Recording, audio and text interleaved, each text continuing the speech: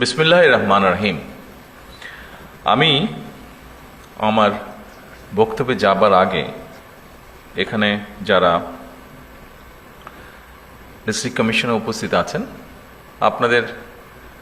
আপনারা সকলেই গতকাল বিকেলে দু একটি জেলা বাদে খুব সম্ভবত গতকাল বিকেলে আপনারা খুব সুন্দর একটা অনুষ্ঠান অনুষ্ঠিত করে এসেছেন। বাচ্চাদের একটি অনুষ্ঠান, স্পোর্টসের একটি অনুষ্ঠান, মোটামুটি সকল ডিস্ট্রিক্ট কমিশনারই ওখানে আপনারা দেখেছেন বাচ্চাগুলোকে যারা পার্টিসিপেট করেছিল এবং যারা দেখতেও এসেছিল অনুষ্ঠানগুলো, যে বাচ্চাগুলো তাদের কি স্পৃহা মনের মধ্যে, তারা এগিয়ে যেতে চায়।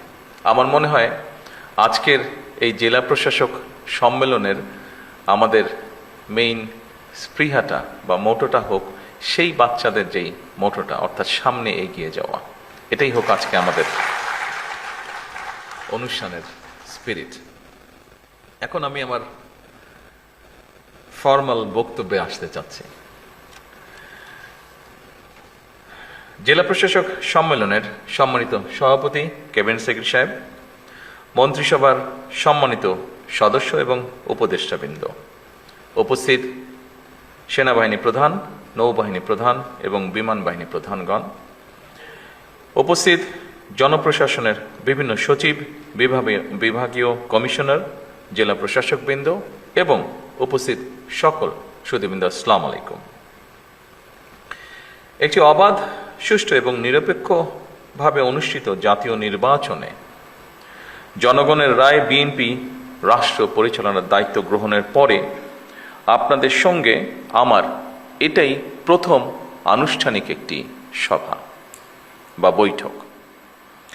12 ফেব্রুয়ারি জাতীয় নির্বাচন অনুষ্ঠানে আপনাদের সবাই হয়তো জেলা প্রশাসক হিসেবে সরাসরি জাতীয় নির্বাচনের সঙ্গে হয়তো সংশ্লিষ্ট ছিলেন না, তবে আপনারা প্রায় প্রত্যেকেই হয়তো যিনি যার অবস্থান থেকে প্রত্যক্ষ কিংবা পরোক্ষভাবে জাতীয় নির্বাচন পরিচালনা কার্যক্রমের সাথে হয়তো জড়িত ছিলেন। বিগত জাতীয় নির্বাচন পরিচালনায় পেশাদারিত্বের পরিচয় দিয়ে জনপ্রশাসনে যারা জাতীয় দায়িত্ব পালন করেছেন, আমি প্রথমেই তাদেরকে জানাই আন্তরিক অভিনন্দন এবং ধন্যবাদ। উপস্থিতিবৃন্দ, 12 ফেব্রুয়ারি নির্বাচনে জনগণের সামনে একটি বিষয় কিন্তু প্রমাণিত হয়েছে। জনরায়ের প্রতিফলন ঘটে, জনপ্রশাসনের পক্ষে সুষ্ঠু নির্বাচন পরিচালনা করা সম্ভব। আমি যেটি বলতে যাচ্ছি, জনপ্রশাসন যদি সঠিকভাবে কাজ করে তাহলে অবশ্যই জনগণের রায় যে প্রতিফলিত হয় সেটি আপনারা প্রমাণ করেছেন 12 তারিখের নির্বাচনে। অপরদিকে যদি আপনাদেরকে কাজ করতে না দেওয়া হয় তাহলে কি হতে পারে সেটি আমরা 14, 18 বা 24-এ দেখেছি। আমি সেই ডিটেইলে গেলাম না। আজকের এই জেলা প্রশাসক সম্মেলন অবশ্যই নতুন কিছু নয়। এটি জেলা প্রশাসকদের একটি নিয়মিত বাৎসরিক সম্মেলন। আজ থেকে এটি শুরু হবে এবং 6 মে পর্যন্ত এটি চলবে। জনস্বার্থে প্রশাসনের কি ভূমিকা পালন করা উচিত সেটি অবশ্যই আপনারা কম বেশি অবগত আছেন। এটি নিয়েও বোধহয় নতুন করে বিস্তারিত কিছু বলার নেই। তবে এটি যেহেতু বর্তমান গণতান্ত্রিক সরকারের সঙ্গে আপনাদের প্রথম আনুষ্ঠানিক বৈঠক, সেহেতু সরকারের গৃহীত নীতিমালা এবং জনপ্রশাসন সম্পর্কে সরকারের কিছু পদক্ষেপ বা পর্যবেক্ষণ এবং নির্দেশনা নিয়ে মূলত আমি আপনাদের সামনে কয়েকটি কথা তুলে ধরতে চাই বা বলতে চাই। একটি দেশের জনপ্রশাসনে পদোন্নতি কিংবা পোস্টিংয়ের জন্য যতগুলি প্রশাসনিক পদ রয়েছে, প্রতিটি পদই রাষ্ট্র এবং সরকারের জন্য অবশ্যই প্রয়োজনীয় এবং গুরুত্বপূর্ণ। সুতরাং শুধুমাত্র পদোন্নতি কিংবা নিজেদের পছন্দের জায়গায় পোস্টিংয়ের জন্য পেশাদারিত্বের সঙ্গে আপোষ করলে সংশ্লিষ্ট কর্মকর্তারা সাময়িকভাবে হয়তো লাভবান হতে পারেন, তবে সেটি আমি ব্যক্তিগতভাবে যেটা মনে করি, তবে সেটি বা সার্বিকভাবে জনপ্রশাসনের দক্ষতা এবং নিরপেক্ষতার উপরে একটা নেতিবাচক প্রভাব ফেলে। সুতরাং জনপ্রশাসনের কর্মকর্তাদের সব পদেই কাজ করার মানসিকতা থাকা জরুরি। কেন জরুরি আমি এক্ষুনি আপনাদের সামনে সেটি বলবো। সবসময় নিজেদের পছন্দের পদে পদায়ন কিংবা পোস্টিং পাওয়ার মানসিকতাই কিন্তু জনপ্রশাসনকে হয়তোবা দুর্নীতিপরায়ণ এবং অপেশাদার করে তোলার অন্যতম একটি কারণ। এটি আমি মনে করি, এভাবে বিষয়টিকে আমি এভাবে দেখি। আমার ধারণা এই পর্যবেক্ষণের সাথে আপনারা অনেকেই, সবাই না হলে অনেকেই বোধহয় খুব একটা দ্বিমত পোষণ করবেন না, বিশেষ করে যারা প্রফেশনাল আপনারা। সুতরাং আপনাদের প্রতি আমার বিশেষ আহ্বান থাকবে, জনপ্রশাসনের প্রতিটি পদকেই গুরুত্বপূর্ণ এবং অনিবার্য ভাবুন। দেশের যে কোনো স্থানেই যে কোনো সময় জনপ্রশাসনের যে কোনো পদে দায়িত্ব পালনের জন্য নিজেদেরকে দয়া করে মানসিকভাবে প্রস্তুত করে রাখুন। যে কারণে আমি কথাটি বলেছি সেই কারণটি হচ্ছে, দেখুন, আমরা সকলেই যদি একটি কথা মনে রাখি, সেটি হচ্ছে একটি সরকার যেরকম চিরস্থায়ী নয়, জনপ্রশাসনের কোনো পদ কারো জন্য চিরস্থায়ী নয়। এই জন্যই আমি পূর্বের কথাটি বলেছি আপনাদের সামনে। জনপ্রশাসনের যে কোনো স্তরের কর্মকর্তাগণ যদি রাষ্ট্রের প্রয়োজনে যে কোনো সময় যে কোনো পদে দেশের স্বার্থে যে কোনো স্থানে কাজ করার জন্য মানসিকভাবে প্রস্তুতি থাকেন, আমার বিশ্বাস জনপ্রশাসনে পেশাদারিত্ব গড়ে ওঠার ক্ষেত্রে এটা একটা সহায়ক ভূমিকা রাখবে। সম্মানিত সকল উপস্থিতিবৃন্দ, একটি গণতান্ত্রিক সরকার নির্বাচিত করেছে বিগত 12 তারিখের নির্বাচন সরাসরি এই দেশের জনগণ সরাসরি ভোটের মাধ্যমে। দীর্ঘদিন ধরে একটি জবাবদিহিমূলক, ন্যায়ভিত্তিক ও জনকল্যাণমুখী শাসন ব্যবস্থার প্রত্যাশা থাকা থেকে সাধারণ মানুষের আকাঙ্ক্ষার প্রতিফলন হচ্ছে বর্তমান সরকার। স্বাভাবিকভাবেই জনগণ সরকারের প্রতিটি কাজের মাধ্যমে তাদের আকাঙ্ক্ষার একটি বাস্তব প্রতিফলন দেখতে চাইবে। সরকারের নীতি ও পরিকল্পনা বাস্তবায়নের ক্ষেত্রে আপনারা, যা আগের বক্তাগণ উল্লেখ করে গেছেন তাদের বক্তব্যে, আপনারা বিশেষ করে বিভাগীয় কমিশনার এবং জেলা প্রশাসকগণই জনগণের সঙ্গে সরকারের প্রধান সেতু বন্ধন। আপনাদের সততা, কর্মদক্ষতা এবং দায়বদ্ধতার উপরে সরকারের গৃহীত কার্যক্রমের সাফল্য বলা যায় প্রায় পুরোটাই নির্ভর করে। সম্মানিত সকল উপস্থিতিবৃন্দ, দেশের বর্তমান রাজনৈতিক, অর্থনৈতিক, সামাজিক ব্যবস্থা সম্পর্কে আমার মনে হয় আপনারা ভালোভাবে অবগত আছেন।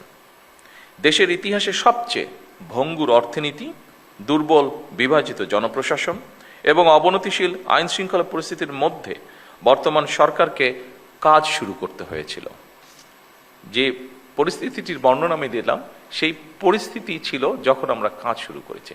অবশ্যই আমি দৃঢ়ভাবে বিশ্বাস করি আপনাদের সহযোগিতায় অনেকখানি সেই পরিস্থিতির আমরা পরিবর্তন করতে সক্ষম হয়েছে এই 2.5 মাসে। তবে সম্পূর্ণভাবে সেটি এখনো পরিবর্তিত হয়নি। ফ্যাসিবাদী শাসন আমলে দুর্নীতি, লুটপাট রাষ্ট্র এবং জনগণকে ঋণগ্রস্ত করে ফেলেছিল। সেই শাসন আমল 30 লক্ষ কোটি টাকা ঋণের বোঝা নিয়েই বর্তমান সরকার যাত্রা শুরু করেছে। আপনারা কম বেশি ধারণা অবশ্যই আপনাদের আছে যে আমরা দেখেছি বিগত সরকারের সময় দেশকে একটা আমদানি নির্ভর রাষ্ট্রে পরিণত করে ফেলা হয়েছিল। বিভিন্ন স্ট্যাটিস্টিক্স যেটা বলে, দেশে দারিদ্র্য বেড়েছে, দেশে বেকারত্ব বেড়েছে, নতুন কর্মসংস্থান হয় নাই বললেই চলে। প্রতিটি সাংবিধানিক এবং বিধিবিদ্ধ প্রতিষ্ঠানকে বলা যায় অকার্যকর করে ফেলা হয়েছিল। আপনারা মনে হয় তার সবচেয়ে বড় উদাহরণ, যেহেতু আপনার প্রশাসনে বিভিন্ন জায়গায় আছেন, বিভিন্ন জায়গায় কাজ করছেন। বিচার বিভাগ, নির্বাচন কমিশন, দুদক সবকিছুই ছিল অকার্যকর। শিক্ষা, স্বাস্থ্য সব সেক্টরই বলা যায় ভঙ্গুর অবস্থা। অপরদিকে বর্তমানে যুদ্ধ পরিস্থিতি ও নতুন সরকারের সামনে একটি চ্যালেঞ্জ হয়ে দাঁড়িয়েছে। যুদ্ধ পরিস্থিতি থেকে হয়তো এই মুহূর্তে পৃথিবীর কোনো দেশই রক্ষা পায়নি, সব দেশই কম বেশি এফেক্টেড হয়েছে, বাংলাদেশে এফেক্টেড হয়েছে। তবে জনগণের ভোগান্তি না বাড়িয়ে আমরা সকলে মিলে কিভাবে পরিস্থিতির মোকাবেলা করা যায় সেটি হচ্ছে আমাদের চেষ্টা বা অব্যাহত চেষ্টা সেটা, এবং আপনাদের সহযোগিতায় সেই চেষ্টা আমরা অব্যাহত রেখেছি। ঠিক এই পরিস্থিতি মোকাবেলা করেই কিন্তু বর্তমান সরকার দেশের আবহমান কালের ধর্মীয়, সামাজিক মূল্যবোধের আলোকে একটি ন্যায়ভিত্তিক কল্যাণ রাষ্ট্র প্রতিষ্ঠা করতে চাইছি আমরা, এবং এই লক্ষ্যকে বাস্তবায়নে সরকার দেশের প্রতিটি শ্রেণী পেশার মানুষের জীবন মানোন্নয়নের বিভিন্ন পদক্ষেপের বাস্তবায়ন কাজ শুরু করেছে। সরকার ইতিমধ্যে একটি নীতিমালার ভিত্তিতে জনপ্রশাসন অর্থাৎ আপনাদের মাধ্যমেই কৃষক কার্ড, ফ্যামিলি কার্ড, স্পোর্টসের যে বিষয়টি সহ দেশে ইমাম, মুয়াজ্জিম এবং অন্যান্য ধর্মীয় গুরুদেরকেও প্রতি মাসে আমরা সম্মানের যে ব্যবস্থা করেছি সেই কার্যক্রমগুলি শুরু হয়েছে, যা শুরু করেছি আমরা আপনাদের মাধ্যমে। সম্মানিত উপস্থিতিবৃন্দ, দলমত নির্বিশেষে রাষ্ট্র ও সমাজের প্রত্যেকটা মানুষকে রাষ্ট্রীয় সামাজিক নিরাপত্তা বেষ্টনীর মধ্যে নিয়ে আসাই হচ্ছে আমাদের বর্তমান সরকারের লক্ষ্য। আপনারা বিধিবদ্ধ নিয়ম মেনে জনগণের জন্য সরকারের গৃহীত সেই কর্মসূচিগুলিকে সুচারিতভাবে বাস্তবায়ন করবেন, এটিই কিন্তু জনপ্রশাসনের কাছে সরকারের প্রত্যাশা। সরকারের পরিকল্পনা অনুযায়ী প্রথমে নির্ধারিত এবং নির্বাচিত প্রতিটি সেক্টরের মানুষের কাছে সরকারের গৃহীত বিভিন্ন ধরনের সহায়তা বা সহযোগিতা আপনারা দয়া করে পৌঁছে দেবেন। দেশকে বন্যা খরা থেকে মুক্ত রেখে সরকার সুষ্ঠু পানি ব্যবস্থার মাধ্যমে প্রায় সারা বছর কৃষকদের সেচ সুবিধাও নিশ্চিত করতে চায় এবং এই লক্ষ্যেই সরকার এক্সকেভেটর যেটি আছে, মেশিনটি যেটি আছে, এটার পরিবর্তে জনগণকে যতটুকু সম্ভব সম্পৃক্ত করে সারা দেশে আমাদের যে 20,000 কিলোমিটার খাল খননের পরিকল্পনা রয়েছে আগামী 5 বছর, এই কাজটি আমরা করতে চাইছি।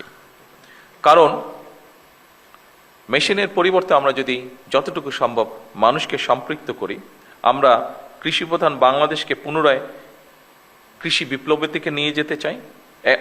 এর বাইরেও জনগণকে সম্পৃক্ত করা গেলে খাল খনন একটা সাময়িক কর্মসংস্থানেরও কিন্তু ব্যবস্থা হবে বহু মানুষের জন্য। এর বাইরেও জনগণের মধ্যে সামাজিক সংহতি এবং সম্প্রীতি সৃষ্টিতেও এই খাল খনন ভূমিকা রাখবে, যার প্রতিফলন বা যার বাস্তবায়ন আমরা অতীতেও দেখেছি। সেজন্যই আমরা এটি করতে চাইছি। সম্মানিত উপস্থিতিবৃন্দ, একটা বিষয় আমি আরেকটু পরিষ্কার করে আপনাদের সামনে তুলে ধরতে চাই। নির্বাচনী ইশতেহার এবং জনগণের সামনে স্বাক্ষরিত যে জুলাই সনদ, আমরা সেই সকল কিছুর অর্থাৎ আমাদের ম্যানিফেস্টো এবং জুলাই সনদ, এটার প্রতিটি দফা, প্রতিটি অঙ্গীকার পর্যায়ক্রমে আমরা বাস্তবায়ন করতে চাই। আমরা এই ব্যাপারে বদ্ধপরিকর।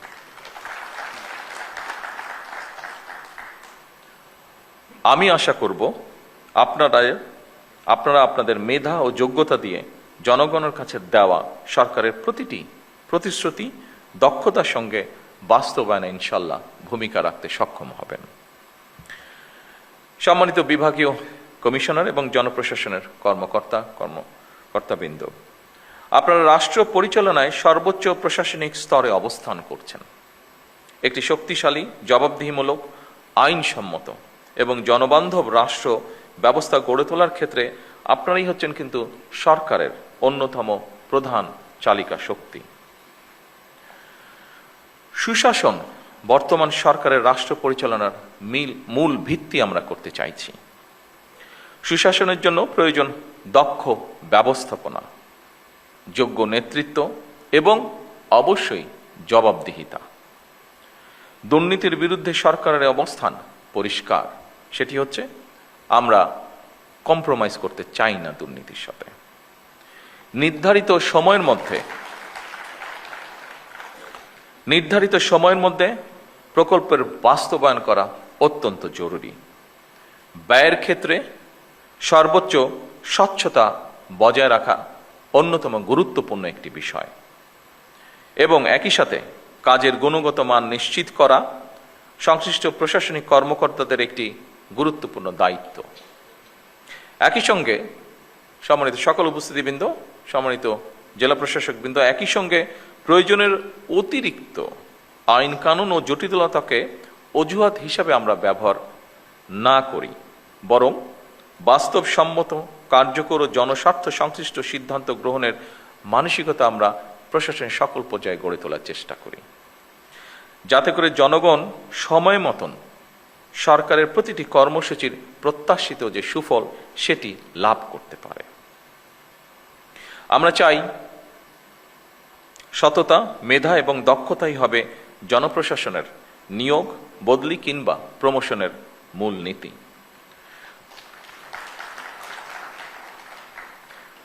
স্বচ্ছতা এবং দ্রুততার সাথে শূন্য পদে জনবল নিয়োগ, শক্তিশালী পাবলিক সার্ভিস কমিশন গঠন, বেসরকারি সার্ভিস রুল প্রণয়ন সহ সর্বত্র প্রশাসনিক কাঠামোর কার্যকারিতা ও জবাবদিহিতা নিশ্চিত করতে সরকার কিন্তু দৃঢ় প্রতিজ্ঞ। সম্মানিত জেলা প্রশাসকবৃন্দ, সম্মানিত সকল উপস্থিতিবৃন্দ, কমিশনারবৃন্দ, বিশ্ব এখন আর্টিফিশিয়াল ইন্টেলিজেন্সের যুগে প্রবেশ করেছে। এ ব্যাপারে আমরা সবাই ওয়াকিফাল। সুতরাং বৈশ্বিক প্রতিযোগিতায় যদি টিকে থাকতে হয়, তাহলে অবশ্যই জনপ্রশাসনের কর্মকর্তাদেরকেও কিন্তু সময়ের সঙ্গে মোকাবেলায় নিজেদেরকে প্রস্তুত রাখতে হবে। আমি শিওর আপনারা এই ব্যাপারে সচেতন আছেন এবং সে ব্যাপারে নিজেদেরকে প্রস্তুত করে তুলছেন। চতুর্থ বিপ্লবের এই যুগে কৃত্রিম বুদ্ধিমত্তা, অটোমেশন এবং ডিজিটাল প্রযুক্তির মাধ্যমে জনগণের জনপ্রশাসনের কার্যক্রমকে আরও কিভাবে সময় উপযোগী, দক্ষ, স্বচ্ছ এবং জবাবদিহি করা যায়, এটি বোধহয় আমাদের এখন চিন্তা করা উচিত হবে। এবং আমি মনে করি যেহেতু এই আইটি বলেন বা আর্টিফিশিয়াল ইন্টেলিজেন্স বলেন, এইগুলো এগিয়ে যাচ্ছে, আমার মনে হয় আমাদের এই বিষয়ে ডেভেলপ করা ছাড়া বিকল্প কোনো কিছু নেই। সম্মানিত সকল উপস্থিতিবৃন্দ, এই সম্মেলন কেবল আনুষ্ঠানিক মত বিনিময়ের জায়গা হওয়া উচিত নয়, বরং এটি এমন একটি পরিসর যেখানে মাঠ প্রশাসনের বাস্তব অভিজ্ঞতা, সীমাবদ্ধতা, প্রয়োজন এবং উদ্ভাবনী চিন্তা সরাসরি জাতীয় পর্যায়ে সিদ্ধান্ত প্রক্রিয়ায় প্রতিফলিত হতে পারে বা হওয়া উচিত। আপনারা মাঠ পর্যায়ে সরকারের প্রশাসনিক অ্যাম্বাসেডর। দ্রব্যমূল্য নিয়ন্ত্রণ, বাজারের শৃঙ্খলা বজায় রাখা, কৃষকের ন্যায্য মূল্য নিশ্চিত করা অত্যন্ত জরুরি। ইচ্ছে মতন যাতে কেউ নিত্য প্রয়োজনীয় পণ্যের মূল্য বাড়াতে না পারে, কিংবা যে টেন্ডেন্সিটা আমরা দেখি বিভিন্ন সময় মজুতদারি বা কারসাজির মাধ্যমে বাজারে অস্থিতিশীলতা সৃষ্টি করতে না পারে, কোনো ধরনের সিন্ডিকেট বা কৃত্রিম সংকট সৃষ্টির অপচেষ্টা কেউ করতে না পারে, এই জন্য নিয়মিত বাজার তদারকি জোরদার করা প্রয়োজন। বাজার ব্যবস্থাপনায় স্থিতিশীলতা বজায় রাখা, এটি সামাজিক স্থিতি এবং জনগণের আস্থার সঙ্গেও কিন্তু সরাসরি সম্পর্কিত। সম্মানিত সকল অতিথিবৃন্দ, কৃষক যেন তার উৎপাদিত ফসলের ন্যায্য মূল্য পায়, পাশাপাশি কৃষকের জন্য সার, বীজ, সেচ, সংরক্ষণ সুবিধা এবং বাজারজাতকরণের উপযোগী পরিবেশ নিশ্চিত করাও আমাদের জন্য জরুরি। কৃষিকে শুধু উৎপাদনের বিষয় হিসেবে নয়, বরং গ্রামীণ জীবিকা, খাদ্য নিরাপত্তা, কর্মসংস্থান, গ্রামীণ জনগণের শহরমুখিতা হ্রাস এবং স্থানীয় অর্থনৈতিক স্থিতিশীলতার নিয়ামক হিসাবে আমার মনে হয় দেখা প্রয়োজন। এই বিষয়টির সাথে নিশ্চয়ই আপনারা কম বেশি একমত হবেন।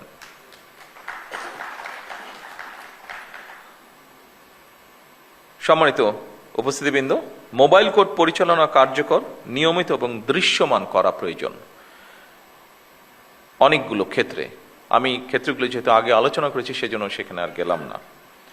বিশেষ করে এখন আরেকটি, এই আমাদের এই যে মিডল ইস্ট ক্রাইসিসের সময় এখন আরেকটি বিষয় আমরা জোর দিতে চাচ্ছি, সেটি নিশ্চয়ই ইনস্ট্রাকশন আপনাদের সকলের কাছে আছে, সেটি হচ্ছে সন্ধ্যা 7টার পরে আমরা চাইছি যে বিভিন্ন মার্কেট প্লেসগুলোতে যাতে বিদ্যুৎ ব্যবহার না হয়, এ ব্যাপারেও আপনাদেরকে একটু খেয়াল রাখা প্রয়োজন, খেয়াল রাখতে হবে। উপস্থিতিবৃন্দ,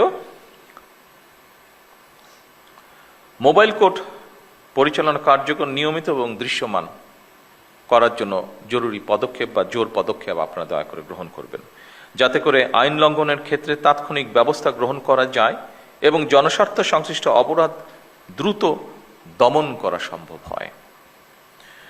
জনগণ ন্যায় বিচার প্রাপ্তি সহজতর করা এবং সরকারি সেবাকে হয়রানি মুক্ত করা এবং প্রতিটি নাগরিকের জন্য সমান সুযোগ নিশ্চিত করা, আমি মনে করি আপনাদের কাজের একটি গুরুত্বপূর্ণ এবং বড় অংশ। উপস্থিতিবৃন্দ, সরকারি কার্যালয়ে সেবা প্রার্থীরা যেন অপ্রয়োজনীয় হয়রানি না হয় কিংবা বিলম্ব বা অনিয়মের শিকার না হয়, দয়া করে সে ব্যাপারেও আপনাদেরকে কঠোর নজর রাখতে হবে। জনগণের যে কোনো ন্যায্য অভিযোগ গুরুত্ব সহকারে প্রতিকারের ব্যবস্থা দয়া করে আপনারা গ্রহণ করবেন। আইন শৃঙ্খলা পরিস্থিতি এবং মাদক নিয়ন্ত্রণ, সাম্প্রদায়িক সম্প্রীতি বজায় রাখা এবং বাল্য বিবাহ, নারী ও শিশু নির্যাতনের বিরুদ্ধে কঠোর ব্যবস্থা গ্রহণ করতে হবে, যেগুলো আপনাদের ক্যাপাসিটির মধ্যে আছে। বিশেষ করে আবারও আমি এখানে উল্লেখ করতে চাই, সাম্প্রদায়িক সম্প্রীতি, বাল্য বিবাহ, নারী এবং শিশু নির্যাতন, দয়া করে এই কয়টি বিষয় আপনারা আপনাদের ব্যক্তি অবস্থান থেকে দয়া করে পদক্ষেপ গ্রহণ করবেন। প্রশাসনিক অবস্থান আপনাদের আছে, তারপরে একজন মানুষ হিসেবে দয়া করে আপনারা এই বিষয়টিতে নজর রাখবেন না। আমি দৃঢ়ভাবে বিশ্বাস করি এটি। খাদ্যে ভেজালের বিরুদ্ধে কার্যকর ব্যবস্থা গ্রহণ একটি অত্যন্ত জরুরি বিষয়। এই খাবারটি আপনি খাচ্ছেন, আমি খাচ্ছি, আপনার পরিবারের সদস্য আপনার সাথে থাকছে, তারাও খাচ্ছে। কাজেই এটির প্রতি আমাদের নজর রাখা অত্যন্ত প্রয়োজন। এ ব্যাপারে সামাজিক সচেতনতা বৃদ্ধি করা প্রয়োজন। স্থানীয় নেতৃত্বের সঙ্গে সমন্বয় এবং প্রোঅ্যাক্টিভ প্রশাসনিক ব্যবস্থা নিশ্চিত করার মাধ্যমে আমি মনে করি জনপ্রশাসনকে গণমুখী করা গেলে জনগণ সরকারের কার্যক্রমের সুফল থেকে নিশ্চয়ই বঞ্চিত হবে না। সম্মানিত উপস্থিতিবৃন্দ, রাজনৈতিক নেতৃত্বের পাশাপাশি সরকারের যাবতীয় গণমুখী উদ্যোগ বাস্তবায়নের জন্য সরকার জনপ্রশাসনের উপরে নির্ভরশীল। বিভিন্ন সেক্টর চিহ্নিত করে সরকার দেশে বিদেশে কর্মসংস্থানের সৃষ্টির জন্য উদ্যোগ গ্রহণ করেছে। খুব সম্ভবত আমাদের নাটোরের ডিসি সাহেব বোধহয় এরকম কিছু একটা বলে গিয়েছেন ওনার বক্তব্যে। তরুণদের দক্ষতা উন্নয়ন, প্রশিক্ষণ, প্রযুক্তি নির্ভর কর্মসংস্থান, উদ্যোক্তা হিসাবে গড়ে তোলার জন্য আমাদের সবাইকেই এগিয়ে আসা প্রয়োজন। খেলাধুলা, সংস্কৃতি কর্মকাণ্ড এবং জনস্বার্থে স্বেচ্ছাসেবামূলক অংশগ্রহণের সুযোগ বৃদ্ধি করা প্রয়োজন।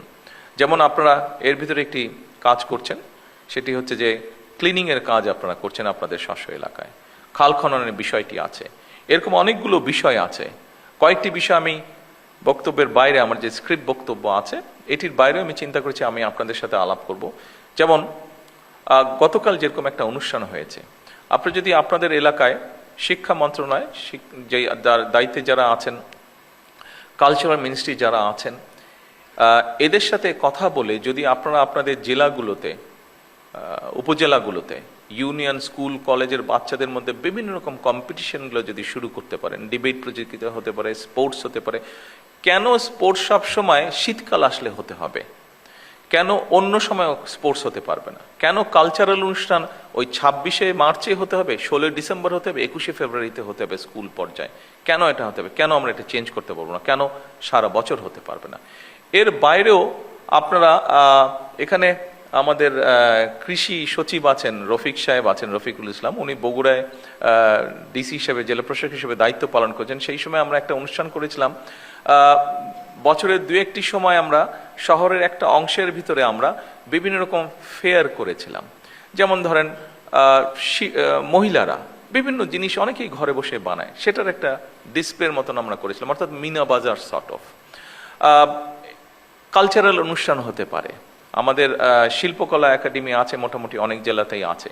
যেই জেলাগুলোতে নেই সেখানে জেলা পরিষদের বিল্ডিং আছে, সেখানে অডিটোরিয়াম আছে। অর্থাৎ একটা সবসময় সারা বছরই কম বেশি সপ্তাহে যদি একটা অনুষ্ঠানও থাকে, তাহলে মানুষের যাবার জায়গা থাকে। আপনি এইগুলো কাজের মাধ্যমে আমরা যেটা দেখছি এখন, যে আমাদের তরুণ সমাজ বিভিন্ন অন্য বিষয় যেটা প্রত্যাশিত না, এরকম অনেক কিছুর সাথে ইনভলভ হয়ে যাচ্ছে তারা। আমরা যদি আমাদের ছেলেমেয়েদেরকে এরকম খেলাধুলা বলেন, সংস্কৃতি বলেন, এই ধরনের বিষয়গুলোতে আমরা ধীরে ধীরে ইনভলভ করতে পারি, তাহলে আমার মনে হয় তারা এইগুলা থেকে আস্তে আস্তে সরে আসবে। তাদেরকে তো আমাদের অপশন দিতে হবে যে তারা যে একটা 16 বছর 20 বছরের ছেলে বা মেয়ে, তার ভিতরে যে এনার্জিটা আছে, মানসিক এবং শারীরিক এনার্জিটা আছে, এটাকে তো বার্ন করার আমাকে জায়গা দিতে হবে। আমি যদি সেই এভিনিউটা তাকে না দিই, স্বাভাবিকভাবেই সে অন্য কিছুতে ইনভলভ হয়ে যাবে। সেজন্য আসুন এইভাবে আমরা সমাজকে কিন্তু বদল করতে পারবো। আপনাদের এলাকায় বিভিন্ন, যেমন আরেকটি জিনিস আমি বলতে যাচ্ছিলাম, এটা আমি আলাপ করতাম, আমি সিনিয়র মিনিস্টারদের সাথে এবং আলাপ করে এটা ঠিক করতে চাইছিলাম। আমরা যেরকম 21শে পদক দিই, 26শে মার্চ পদক দিই, আপনাদের ডিস্ট্রিক্ট কিন্তু এরকম অনেক ঘটনা ঘটে। যেমন একটা ছেলে, সে উদাহরণ হিসাবে বলছে, একটা মানুষ হয়তো হঠাৎ করে পুকুরে পড়ে গিয়েছে, বা একটা পশু একটা পুকুরে পড়ে গিয়েছে, একটা মানুষ নিজের রিস্ক নিয়ে ওই মানুষটাকে, যে পড়ে গেছে তাকে রক্ষা করলো। একটা জীব পড়ে গিয়েছে, তাকে একটা মানুষ উদ্ধার করলো ওখান থেকে, অথবা ঝড়ে একটা গাছ পড়ে রাস্তা বন্ধ হয়ে গেছে, গ্রামের মানুষ হাঁটাচলা করতে পারছে না, কয়েকটা ছেলে মিলে সুন্দর করে গাছটাকে সরিয়ে রাস্তাটাকে আবার ঠিক করে দিল। অর্থাৎ এইরকম সামাজিক ভালো কাজ যেগুলো, এই কাজগুলোকে যদি আপনারা এনকারেজ করেন এবং তারপরে যদি আপনারা আমাদেরকে পাঠান, আপনারা যদি সেন্ট্রালে পাঠান, আমাদেরকে সেন্ট্রালে পাঠান, তখন জাতীয়ভাবে হয়তো আমরা এরকম ব্যবস্থা গ্রহণ করতে পারি। ম্যাট্রিক পরীক্ষা হচ্ছে, ম্যাট্রিক পরীক্ষা আমরা জানি বিভিন্ন সময় অনেক সময় অনেক ইনসিডেন্ট ঘটে থাকে। বাট আমরা যদি এরকম করি যে ঠিক আছে, আমরা ধরেন আপনার উপজেলা, নাটোর জেলায় সব মিলে আমরা 3 জন বা 5 জন টিচার সিলেক্ট করব যারা ভালো পারফর্ম করেছে, তখন আপনি যদি নামগুলা পাঠান, তখন আমরা সরকার থেকে তাকে একটা রিওয়ার্ড দেওয়ার বা অ্যাওয়ার্ড দেওয়ার কিছু একটা আমরা ব্যবস্থা করব। এই ধরনের বিষয়গুলো যদি আপনারা চিন্তা করেন, ফলে হবে কি, দেখুন এই সমাজে, এই দেশে তো আমরা সকলে মিলেই বাস করছি। আমরা নিজেরই যখন পারিবারিক লেভেলে আলোচনা করতে বসি, আমরা যখন বন্ধু বান্ধব সামাজিক লেভেলে আলোচনা করতে বসি, আমরা অনেক বিষয় নিয়ে আলোচনা করি আমরা, যেগুলো আমাদেরকে কিছু ডিপ্রেস করে ফেলে, আমরা কিছু ফ্রাস্ট্রেশন এক্সপ্রেস করি আমাদের। কিন্তু আমরা সকলে মিলে যদি এইরকম কিছু কিছু জিনিস চালু করতে পারি, নিশ্চয়ই আমরা পরিবর্তন কিছুটা করতে পারবো, আস্তে আস্তে করতে পারবো। যে কোনো পরিবর্তনই তো একদিনে হবে না, 1 মাস 6 মাস 1 বছর হবে না। কিন্তু আমরা যদি, আমার ধারণা এটা, আমি যেহেতু অনেকদিন আমাকে বাইরে থাকতে হয়েছে, আমি দেখেছি সেই সব দেশে এরকম প্র্যাকটিস করে তারা, এরকম ছোট ছোট জিনিস হতে থাকে যেগুলো সমাজে অনেক ভ্যালু অ্যাড করে। কাজে আপনারা যদি এই উদ্যোগগুলো গ্রহণ করেন, আমরা এখান থেকে আপনাদেরকে সাপোর্ট দিতে পারবো ইনশাল্লাহ। আমরা চাই এই জিনিসগুলোকে। আমি কিছুদিন আগে ইনফরমেশন মিনিস্টার সহ, সেক্রেটারি সাহেব সহ আমরা আলাপ করছিলাম যে আমরা দেখছি সোশ্যাল মিডিয়াতে অনেক কিছু আমরা দেখছি, আমরা সমাজে আমাদের চোখেও দেখছি। আমরা যখন ছোট ছিলাম, আমরা যখন স্কুলে পড়তাম, আমরা তখন দেখেছি অনেকগুলো সোশ্যাল ভ্যালুস ছিল, রিলিজিয়াস ভ্যালুস ছিল আমাদের, বাট এখন কিন্তু সেগুলো ভেরি মাচ অ্যাবসেন্ট, আমরা দেখছি না। কাজেই ওই জিনিসগুলোকে আস্তে আস্তে আমরা কেন ফিরিয়ে আনতে পারবো না? মানুষের প্রতি মানুষের শ্রদ্ধা, মানুষের প্রতি জীবের প্রতি দয়া, প্রকৃতির প্রতি দয়া, এরকম ধরনের জিনিসগুলোকে কেন আমরা আস্তে আস্তে ছোট ছোট ঘটনার মাধ্যমে কেন আমরা আবার সামনে আনতে পারবো না? আমরা যদি এরকম আস্তে আস্তে আনতে থাকি, নিশ্চয়ই আমরা সমাজে একটা পরিবর্তন করতে সক্ষম হব। এবং এই চেষ্টাটা আমাদের সকলে মিলেই করতে হবে, কারণ এই চেষ্টাটা এই জন্যই করতে হবে কারণ আমরা সকলে মিলেই কিন্তু এই দেশটার মধ্যে বসবাস করছি। দেশটা বেটার হলে আমরা বেটার থাকবো, দেশটা খারাপ হলে আমরা খারাপ থাকবো, এটাই। সম্মানিত সকল উপস্থিতিবৃন্দ, আমরা একটি প্রযুক্তি নির্ভর, জ্ঞানভিত্তিক এবং নৈতিক রাষ্ট্র গড়তে চাই, যা আপনাদের সামনে এতক্ষণ আমি আমার নিজের কথাটি বলার চেষ্টা করেছিলাম। আমার মনে হয় আমরা যদি সেটি করতে সক্ষম হই, তাহলে এই যেই লাইনটি আমি পড়লাম, নিশ্চয়ই একসময় গিয়ে আমরা সেটি করতে সক্ষম হব। যেখানে ধর্ম, বর্ণ, মত বা রাজনৈতিক পরিচয়ের ভিত্তিতে বৈষম্য থাকবে না। এখানে একটি শব্দ লেখা আছে উপস্থিতিবৃন্দ, আমি জানি কেউ আমার সাথে এগ্রি করবেন, কেউ আমার সাথে এগ্রি করবেন না, আমি যেটা বিলিভ করি আমি সেটাই বলছি। এখানে শব্দটা লেখা আছে, যেখানে ধর্ম, বর্ণ, মত বা রাজনৈতিক পরিচয়ের ভিত্তিতে কোনো বৈষম্য থাকবে না। আমি কোনো শব্দটা বলতে চাইছি না, আমি বলতে চাইছি বৈষম্য থাকবে না। কেন কোনো শব্দটা বলতে চাইছি না? ইটস ইমপ্র্যাকটিক্যাল আমার কাছে মনে হয়। পৃথিবী থাকলে কিছু সুবিধা অসুবিধা সমস্যা থাকবে, সেই জন্য আমি কোনোটা বলতে চাচ্ছি না। হ্যাঁ, বৈষম্যটা আমরা কমিয়ে আনতে চেষ্টা করব, হয়তো কিছু বৈষম্য রয়েই যাবে, যেটা আমি দেখিনি বাট শুনেছি, যেটা যখন আমরা সোনার কোনো জিনিস তৈরি করা হয়, সেখানে কিছু তো খাদ দিতেই হয়, খাদ থাকে, একদম পিওর সোনা দিয়ে কিছু তৈরি হয় না। কাজে সমাজ যখন থাকবে, মানুষ যখন থাকবে, হয়তো বা 1% হলেও বৈষম্য থেকে যাবে। সেই জন্য আমি কোনো শব্দটা আপনাদের সামনে পড়িনি। কেন পড়িনি? যেহেতু এখানে আছে, আমার কাছে মনে হয়েছে বোধহয় সকলের সাথে আমার ওপিনিয়নটা শেয়ার করা উচিত, সেজন্যই আমি আপনাদের সামনে তুলে দিলাম কোনো শব্দটা কেন আমি উচ্চারণ করিনি। সকল উপস্থিতিবৃন্দ, আসুন, জাতীয় ঐক্যই হচ্ছে আমাদের সবচেয়ে বড় শক্তি। আমাদের মধ্যে মতভেদ থাকতে পারেই, মতভেদ থাকাটাই আমাদের মধ্যে স্বাভাবিক, কিন্তু দেশের স্বার্থে, আমি ব্যক্তিগতভাবে একজন রাজনৈতিক কর্মী হিসাবে দেশের স্বার্থে আমি বিশ্বাস করি সবার আগে বাংলাদেশ। সম্মানিত সভাপতি, সম্মানিত মন্ত্রী পরিষদের সদস্যবৃন্দ, সংসদ সদস্যবৃন্দ, উপস্থিত সকল সদস্যবৃন্দ, আমি আনুষ্ঠানিকভাবে